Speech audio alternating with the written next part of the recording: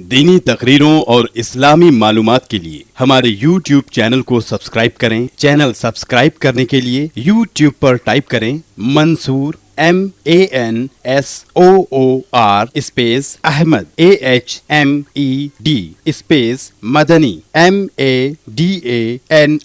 Subscribe करें और bell icon press जरूर करें ताकि नया ऑडियो और वीडियो आपको सबसे पहले मिले।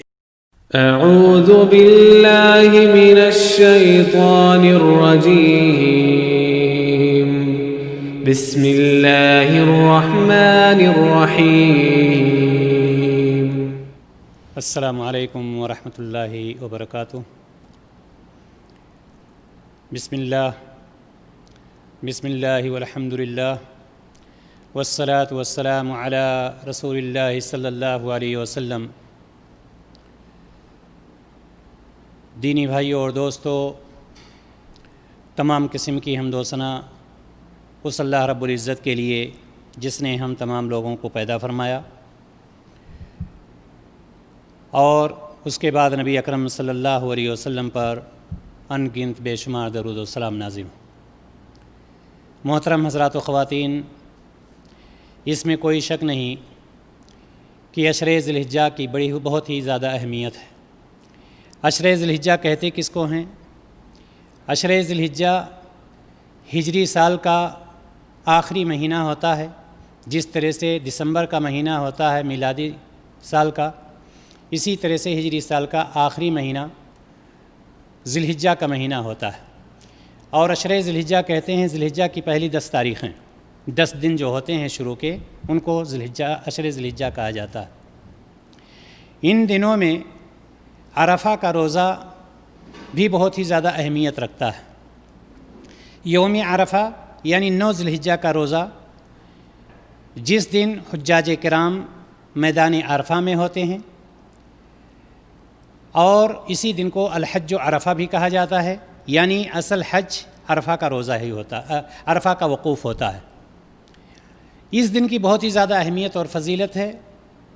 اللہ کے رسول جناب محمد رسول اللہ صلی اللہ علیہ وسلم نے ارشاد فرمایا کہ کوئی دن ایسا نہیں جس میں اللہ تبارک و تعالی عرفہ کے دن سے زیادہ مومن بندوں کو جہنم سے رہائی دیتا ہو۔ اور اسی طرح سے عرفہ کے روزے کے بارے میں ابو قتادہ رضی اللہ تعالی عنہ کی روایت آتی ہے کہ نبی کریم صلی اللہ علیہ وسلم سے جب عرفہ کے روزے کے بارے میں پوچھا گیا، یعنی 9 ذی الحجہ کے روزے کے بارے میں پوچھا گیا، تو آپ صلی اللہ علیہ وسلم نے فرمایا یکفر السنہ الماضیہ والباقیہ، کہ ایک دن کا یہ روزہ سال گزشتہ یعنی جو سال گزر گیا ہے اور جو سال آنے والا ہے، یکفر السنہ الماضیہ والباقیہ، اور جو سال آنے والا ہے، دونوں سال کے گناہوں کا کفارہ بن جاتا ہے۔ معلوم یہ ہوا کہ اس دن کی بہت ہی زیادہ اہمیت ہے، اس دن کی بھی بہت زیادہ اہمیت ہے، اور اس دن جو روزہ رکھتے ہیں اس کی بھی بہت ہی زیادہ اہمیت ہے۔ اللہ تبارک و تعالی ہر شخص کو اس کا پانے والا بنائے اور اس پر عمل کرنے والا بنائے۔ یہاں سوال یہ ہے کہ یہ روزہ ہے کس کے لیے؟ کیا سارے لوگوں کے لیے وہ روزہ ہے؟ نہیں، یہ روزہ صرف ان لوگوں کے لیے ہے جو اس سال حج نہ کر رہے ہوں۔ جو لوگ میدان عرفہ میں ہیں، وقوف کر رہے ہیں، ان کے لیے یہ روزہ نہیں ہے، بلکہ ان کے لیے اس دن زیادہ سے زیادہ دعائیں کریں، ذکر و اذکار کریں، اللہ تعالیٰ کو یاد کریں، فارغ ہو کر کے بالکل اللہ تبارک و تعالیٰ سے اپنے رشتے کو جوڑ لیں۔ لیکن وہ لوگ جو حج نہیں کر رہے ہیں، میدان عرفہ میں وقوف نہیں کر رہے ہیں اس وقت، ان کے لیے یہ روزہ ہے۔ جو لوگ حج نہیں کر رہے ہیں ان کے لیے یہ روزہ ہے۔ سوال یہاں پر یہ ہے کہ عرفہ کا روزہ کس دن رکھا جائے؟ چونکہ جس دن حجاج کرام عرفہ کے میدان میں ہوتے ہیں، سعودیہ میں اس دن ذی الحجہ کی 9 تاریخ ہوتی ہے، جبکہ اپنے بر صغیر میں ہم اگر دیکھتے ہیں تو اس دن یا تو 8 ذی الحجہ کی تاریخ ہوگی یا پھر 7 ذی الحجہ کی تاریخ ہوتی ہے۔ ایسی صورت میں اگر بر صغیر کے لوگ جس دن عرفہ میں حجاج کرام ہوتے ہیں اس دن روزہ رکھتے ہیں تو ان کے یہاں 8 تاریخ ہوتی ہے، جبکہ سعودیہ میں اس وقت 9 تاریخ ہوتی ہے، جس وقت حجاج کرام میدان عرفہ میں موجود ہوتے ہیں۔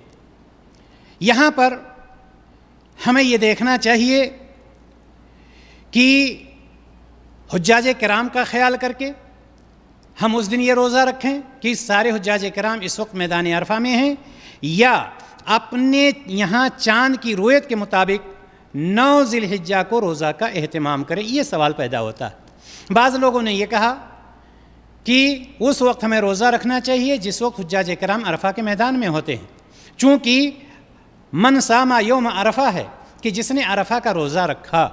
لیکن یہاں پر دوسرے لوگوں نے یہ بتلایا، علماء کرام نے یہ بتلایا کہ نہیں، اس دن نہیں، بلکہ ہم اپنے یہاں چاند کی رویت کے مطابق 9 ذی الحجہ کا روزہ رکھیں۔ اس کی کئی وجہیں ہو سکتی ہیں۔ پہلی بات تو یہ کہ اگر کوئی یہ کہتا ہے کہ جس وقت حجاج کرام میدان عرفہ میں ہوتے ہیں اس کا ہم خیال کریں گے، تو آپ وقت کا اگر اندازہ لگائیں، سعودیہ میں جس وقت 12 بجتے ہیں، پاکستان میں اس وقت دوپہر کے 2 بج رہے ہوتے ہیں، جبکہ ہندوستان میں 2:30 بج رہے ہوتے ہیں۔ اگر آپ اور آگے چلیں، فلپین میں اگر آپ چلے جائیں، فلپین میں اس وقت شام کے 5 بج رہے ہوتے ہیں۔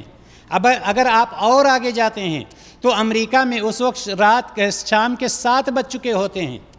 اسی طرح سے اگر ہم نیوزی لینڈ کو دیکھتے ہیں تو نیوزی لینڈ میں صبح کے 3 بج رہے ہوتے ہیں، اس وقت صبح کے 3 بج رہے ہوتے ہیں، اور امریکہ میں صبح کے 5 بج رہے ہوتے ہیں۔ اس وقت جس وقت 12 بجتے ہیں سعودیہ میں، امریکہ میں صبح 5 بج رہے ہوتے ہیں۔ تو ایسے اس حساب سے اس وقت کو ہم کیسے ایک ساتھ کر سکتے ہیں؟ پہلی بات یہ۔ دوسری بات یہ ہے کہ آج میڈیا کی ترقی ہے، سوشل میڈیا بہت حاوی ہے، ہم جان جاتے ہیں کہ اس وقت حجاج کرام کہاں ہیں، منی میں ہیں، مزدلفہ میں ہیں، عرفہ میں ہیں۔ صرف آپ 50 سال پیچھے چلے جائیں، کسی کو یہ نہیں پتہ ہوتا تھا دوسرے ملکوں میں کہ حجاج کرام منی میں ہیں، مزدلفہ میں ہیں، عرفہ میں ہیں، کہاں ہیں۔ سوال یہاں پر یہ ہے کہ ان لوگوں نے جو روزہ رکھا ہے کس چیز کو دیکھ کر کے؟ ان کو تو یہ پتہ ہی نہیں چلتا تھا کہ حجاج کرام میدان عرفہ میں کب پہنچ رہے ہیں۔ ظاہر سی بات ہے آپ کا جواب یہی ہوگا کہ ان لوگوں نے اپنے یہاں چاند کی رویت کے مطابق جو 9 ذی الحجہ کی تاریخ آتی تھی اس کا وہ روزہ رکھا کرتے تھے۔